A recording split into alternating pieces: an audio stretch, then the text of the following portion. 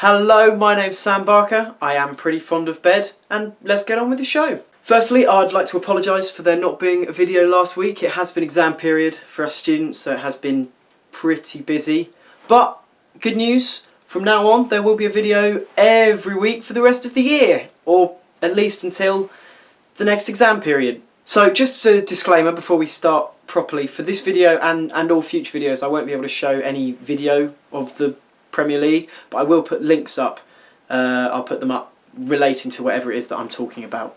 Let's start this week's show by looking at the continuation of Luis Suarez's aquatic adventures, or diving as it's more commonly known. The big question from this weekend's fixtures is, did Luis Suarez dive? Now, the Match of the Day pundits seem to suggest that he didn't, whilst the general public voted in favour that he did dive. On this occasion, for me, I'm going to have to agree with the pundits. I do think it was the correct decision to award a penalty.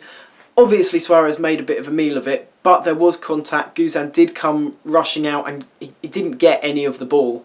So on this occasion I would give it as a penalty. On the whole though, in that match it was quite a toothless Liverpool performance. Well played to Aston Villa and especially to Benteke, who finally grabbed himself a goal. So another big story from the weekend came at Stamford Bridge, and it was not the fact that Chelsea beat Manchester United. I think everyone kind of expected that.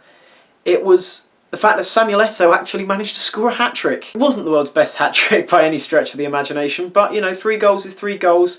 Chelsea do need a striker, they have all season, and maybe he's the man to take them forward. At the other end of the pitch, well, Manchester United were just dismal. They couldn't defend at all. Set pieces in particular were a massive concern, and David Moyes has got a lot of work to do on the training ground. So the final game I want to pick out is the Crystal Palace game. Huge 3 points for Palace, and I was particularly impressed with the way Jason Puncheon responded to that quite horrendous penalty that he took the week before. Coming back a week later and scoring the winner, I was very impressed, especially when he said after the game that he'd really suffered that week, so hats off to Jason Puncheon. Elsewhere, in a shocking turn of events, Manchester City won at home 4-2 against Cardiff. Arsenal also won, a brace from Santi Cazorla, so them, Manchester City and Chelsea are all starting to pull away a little bit at the top. Just below them, both Spurs and Newcastle had 3-1 victories against Swansea and West Ham respectively. It was a good start for Pepe Mel at West Brom, drawing 1-1 with Everton. Roberto Martinez will not have been happy with the performance there.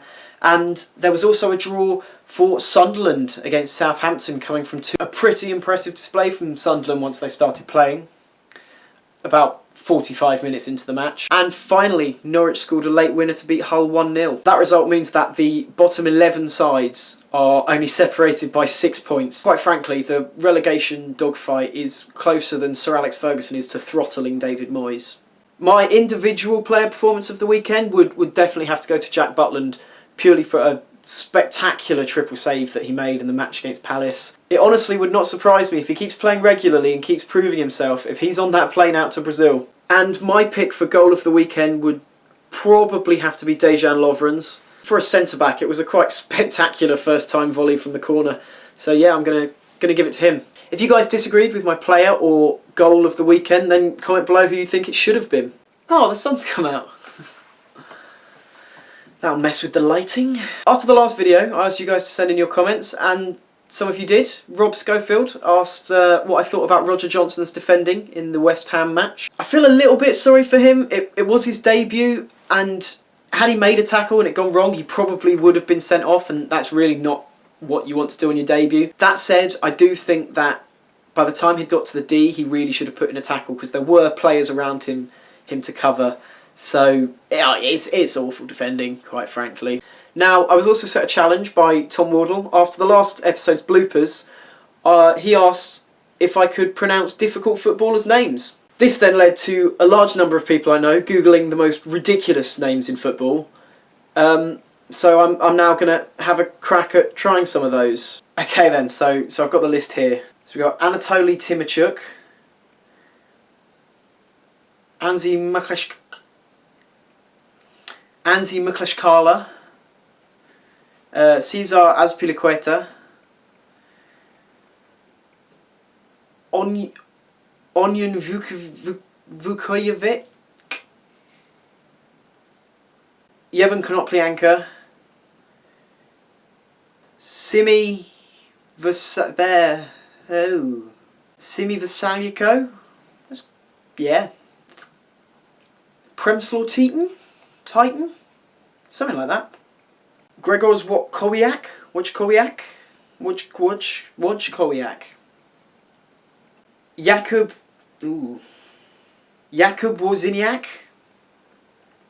Mami Yves Randrianarisiusoa. Mami Yves Ranidrianas Arisoa. Yeah, that. Pascal Razakanatanania.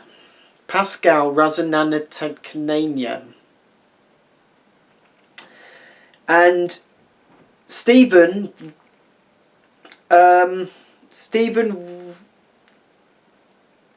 we'll just call him. That concludes this week's show, guys. Thank you very much for watching.